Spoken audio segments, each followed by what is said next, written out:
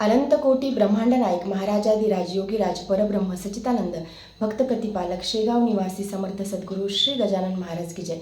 नमस्कार. जय गजानन. तुमच्या सगळ्यांचं आपल्या चॅनलमध्ये खूप खूप स्वागत आहे.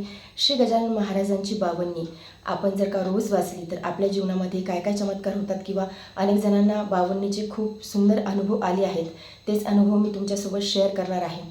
तर ज्यांना समजा श्री गजानन महाराजांचं पारायण करणं होत नाही, तसं तर श्री गजानन विजय ग्रंथाचं अनेक जण नित्यसेवेमध्ये रोज पारायण करतात. अनेक जणांना महाराजांचे अनुभूती आलेले आहेत. जे भक्त महाराजांची एकनिष्ठ भक्ती करतात, मग ते श्री गजानन विजय ग्रंथाचं पारायण असो किंवा श्री गजानन महाराजांचं स्तोत्र असो किंवा बावन्नीचं वाचन असो किंवा अष्टकाचं वाचन असो किंवा 21 गुरुवारचं व्रत असो, म्हणजे श्री गजानन महाराजांची कुठलीही सेवा कधीही वाया जात नाही. जो भक्त महाराजांची एकनिष्ठतेने भक्ती करतो, सेवा करतो, आराधना करतो, महाराजांना आर्त हाक मारतो, त्या प्रत्येक भक्ताला श्री गजानन महाराज अनुभूती प्रचिती नक्की देतात.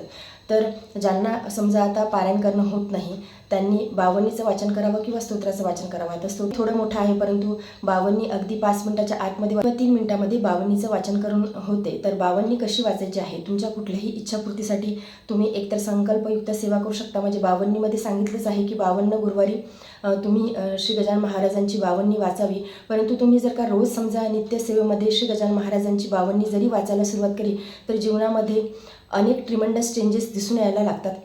त्यामुळे तुम्ही रोज जर कुठली सेवा तुमच्याकडून करणं होत नसेल तर एकतर नामस्मरण किंवा श्री गजानन महाराजांची बावन्नी तुम्ही वाचायला नक्की सुरुवात करा. बावन्नी किती सुंदर आहे. जय जय सद्गुरू गजानना, रक्षक तुझी भक्तजना, निर्गुण तू परमात्मा तू, सगुण रूपात गजानन तू. खरंच खूप सुंदर छान बावन्नी आहे. त्यामुळे तुम्ही रोज नित्यसेवेमध्ये बावन्नी वाचायला सुरुवात करा. आता बावन्नीचे देखील वाचनाचे काही प्रकार आहेत. समजा तुमची कुठली इच्छापूर्ती आहे, तर इच्छापूर्तीसाठी तुम्ही संकल्प घ्या किंवा संकल्प न घेता देखील तुम्ही बावन्नीचं वाचन केलं तरी सुद्धा चालते. महाराजांना सगळं काही दिसते. महाराजांपासून एकही गोष्ट लपली नाही. आपल्या भक्तीपासून तर आपल्या इच्छापूर्तीपर्यंत महाराजांकडून कुठलीच गोष्ट लपली नाही.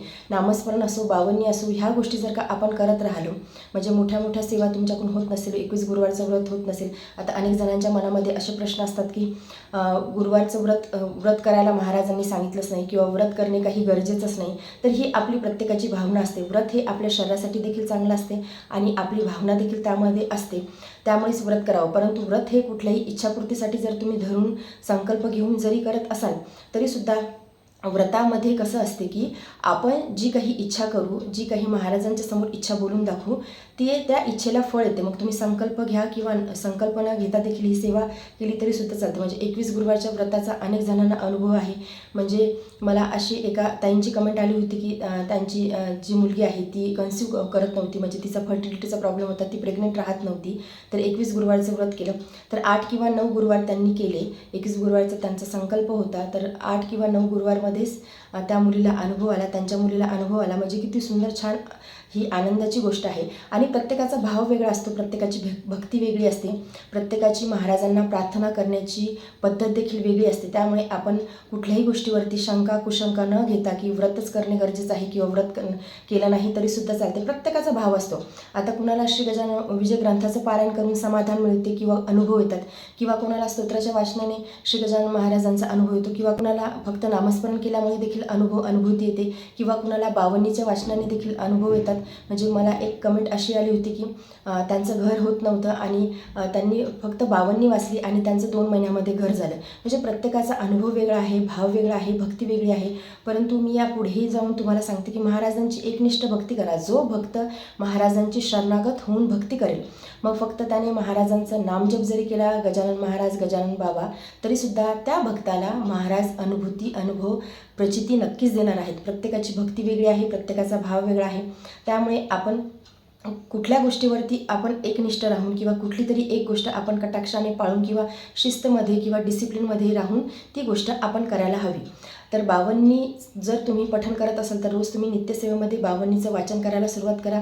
मुलं आहेत, त्यांच्या अभ्यासामध्ये रुची निर्माण व्हावी किंवा कुणाची व्यसनमुक्ती व्हावी किंवा कुणाला आजार आहे तर तुम्ही बावन्नीचं पाणी देखील तीर्थ देखील बनवून तुम्ही त्या व्यक्तीला देऊ शकता. त्यामध्ये थोडासा जो शेगावचा अंगारा असतो तो टाकायचा. अगदी छोट्या ग्लासमध्ये जरी तुम्ही पाणी घेतलं आणि रोज त्यावरती बावन्नी जर का म्हटली तर नक्कीच या गोष्टीचा अनुभूती प्रचिती येते. हा खूप सुंदर छान अनुभव आहे. म्हणजे हा अतिशय खरा आणि 100% का 1001% खरा अनुभव आहे. सांगते, तुम्ही बावन्नीचं तीर्थ देखील बनवू शकता. तुम्ही तीर्थामध्ये बावन्नीचं जे तीर्थ बनवाल कुठली तरी एक वेळ तुम्ही ठेवा की सकाळी वाचायचं आहे किंवा संध्याकाळी वाचायचं आहे. सायंकाळच्या वेळी प्रदोष काळामध्ये देखील आपण श्री गजानन महाराजांची भक्ती करू शकतो, जी तिन्ही सांजेची वेळ असते. माता लक्ष्मी घरात येण्याची वेळ असते. प्रदोष काळ हा खूप सुंदर असतो. प्रदोष काळ म्हणजे कसा की सूर्यास्त व्हायच्या अगोदर 2 तास आणि सूर्यास्त झाल्याच्या नंतरचा 2 तास हा झाला प्रदोष काळ. म्हणजे एक 4-5 वाजेपासून तर 8 वाजेपर्यंत तुम्ही या काळामध्ये तुम्ही श्री गजानन महाराजांची भक्ती, सेवा, पारायण किंवा बावन्नीचं वाचन करू शकता. तर यामध्ये तुम्ही बावन्नी वाचा, त्याचं पाणी बनवा, तीर्थ बनवा किंवा सकाळी मग तुमची जेव्हा स्नान वगैरे होते, आपण जेव्हा देवपूजा करतो त्यानंतर देखील तुम्ही बावन्नीचं वाचन पठण करू शकता. त्याचं तीर्थ तुम्ही बनवा. त्या तीर्थामध्ये थोडासा अंगारा टाका आणि समजा घरातले जे मुलं आहेत त्यांचं अभ्यासामध्ये लक्ष लागत नाही किंवा कॉन्सन्ट्रेशन होत नाही किंवा कोणाची व्यसनमुक्ती करायची असेल किंवा कुणी आजारी असेल, अशा व्यक्तींना तुम्ही आवर्जून तुम्ही बावन्नीचं पाणी द्या आणि याचे खूप सुंदर छान रिझल्ट आहेत, त्याचे खूप सुंदर अनुभव आहेत. आता परत तेच सांगते मी की प्रत्येकाचा अनुभव, प्रत्येकाची भक्ती, प्रत्येकाची जी महाराजांवरची जी समर्पित भावना आहे, जी शरणागती आहे ती वेगवेगळी असते. जेव्हा आपण कुठली गोष्ट करतो म्हणजे आपण महाराजांची भक्तीमध्ये येतो किंवा आपण कुठल्याही देवतांच्या भक्तीमध्ये येतो, त्यामध्ये शरणागत होणे खूप गरजेचं आहे.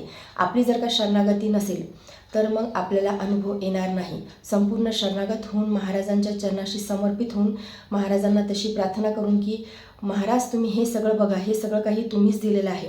जी काही परिस्थिती आपल्यासमोर असेल किंवा अजून एक तुम्हाला सांगते की कुठली समजा परिस्थिती असेल, त्या परिस्थितीला तुम्ही सामोरे जाऊ शकत नसाल किंवा ते जे प्रॉब्लेम आहेत तुम्ही ते टॅकल करू शकत नसाल, तरीसुद्धा तुम्ही रोज बावन्नीचं वाचन करा. बावन्नी खूप सुंदर छान आहे, त्याचे रिझल्टही खूप छान आहेत. तर तुम्ही बावन्नीचं वाचन करा. तुम्हाला कुठला तरी प्रॉब्लेम भेडसावत आहे, तुम्हाला त्यातून उत्तर मिळत नाही, तरीसुद्धा तुम्ही बावन्नीचं वाचन जरी केलं तरीसुद्धा तुम्हाला अनुभूती नक्की येणार आहे. महाराज असेच आहेत की प्रत्येक भक्ताला महाराज प्रचिती देतात. म्हणजे मी हे फक्त तुम्हाला सांगत नाही, हे सगळे माझ्या अनुभवाचे बोल आहेत किंवा मला सांगितलेले अनुभव आहेत. अनेक जण अनुभव शेअर करत असतात. श्री गजानन विजय ग्रंथापासून स्तोत्र असो, बावन्नी असो, अष्टक असो, महाराजांचा नामजप असो किंवा शेगावला जाणे असो, प्रत्येक गोष्टीचे अनुभव शेअर करत असतात. त्यामुळेच तुम्हाला सांगते की तुम्ही देखील करा. परंतु एकच गोष्ट इथे लक्षात ठेवायची आहे की आपली संपूर्ण शरणागती महाराजांच्या चरणाशी हवी. महाराज हे प्रत्येक भक्ताला अनुभव नक्कीच देतात, परंतु तो भक्त देखील तसाच एकनिष्ठ असावा. महाराज अगोदर आपली परीक्षा घेतील, बघतील की हा खरंच माझ्या भक्तीच्या योग्य आहे का, त्यानंतरच खूप सुंदर छान अनुभव येतील. म्हणजे कुठली जरी परिस्थिती आली, विपरीत असो सुखद असो, त्या याच्यामध्ये तुम्ही बावन्नी पाठ करून ठेवा. बावन्नी रोज आपल्याला वाचायचीच आहे. आणि आपण जेव्हा रोज बावन्नीचं पठण करतो, वाचन करतो, तर एका वेळेच्या नंतर आपली बावन्नी देखील पाठ होते. म्हणजे तुम्ही आता म्युझिकली देखील यूट्यूबवर वगैरे खूप सुंदर व्हिडिओ असतात बावन्नीचे, ते देखील तुम्ही ऐकू शकता. खरंच खूप सुंदर छान बावन्नी आहे महाराजांची. फक्त तिथे शेवटी जे असते ना की जय बोला हो जय बोला, गजाननाची जय जय बोला, तर आपण आपलं स्वतःचं नाव तिथे म्हणायचं आहे आणि बावन्नीचं वाचन करायचं आहे, त्याचं तीर्थ बनवायचं आहे. खरं सांगते तुम्हाला एकदम ट्रिमेंडस रिझल्ट येतील, खूप चमत्कारिक रिझल्ट तुम्हाला मिळतील. म्हणजे अनेक जण असं म्हणतात की मॅजिक वगैरे काही होत नाही, परंतु ज्यांना या गोष्टीचा अनुभव आहे, ज्यांनी या गोष्टीची अनुभूती प्रचिती घेतली आहे, ज्यांना महाराजांचे अनुभव आलेले आहेत, त्याच व्यक्तीला ह्या सगळ्या गोष्टी माहिती आहेत. आणि असं कुणालाही उठून अनुभव येत नाही जोपर्यंत आपण महाराजांच्या चरणाशी शरणागती पत्करत नाही, जोपर्यंत महाराजांना आपण संपूर्ण शरण जात नाही, समर्पित होत नाही, तोपर्यंत हे अनुभव येत नाही. मग कुणी यामध्ये काहीही म्हणो, परंतु जोपर्यंत आपण ह्या सगळ्या गोष्टी करत नाही तोपर्यंत अनुभव येणार नाहीत. आणि मग तुम्हाला स्वतःला जाणवेल की तुम्हाला अनुभव कसे येतील. म्हणजे तुम्ही संपूर्ण शरणागत जेव्हा महाराजांच्या चरणाशी व्हाल, त्यावेळी तुम्हाला इकडे तुम्ही इच्छा व्यक्त केली आणि तिकडे इच्छा पूर्ण झाली. अगदी 2 किंवा 3 दिवसात कधी कधी 24 तासाच्या आतमध्ये देखील एवढे सुंदर छान अनुभव महाराजांचे येतात. आणि महाराज प्रत्येक एकनिष्ठ भक्ताला अनुभूती प्रचिती देतात. त्यामुळे तुम्ही बावन्नीचं वाचन करा, तुमच्याकडून जर का पारायण करणं होत नसेल तर, आणि खूप सुंदर छान महाराजांचे अनुभव घ्या, प्रचिती घ्या. तर आजच्या व्हिडिओमध्ये एवढेच. व्हिडिओ जर तुम्हाला आवडला असेल तर व्हिडिओ लाईक करा, चॅनलवरती नवीन असेल तर चॅनलला सबस्क्राईब करा. जय गजानन. धन्यवाद.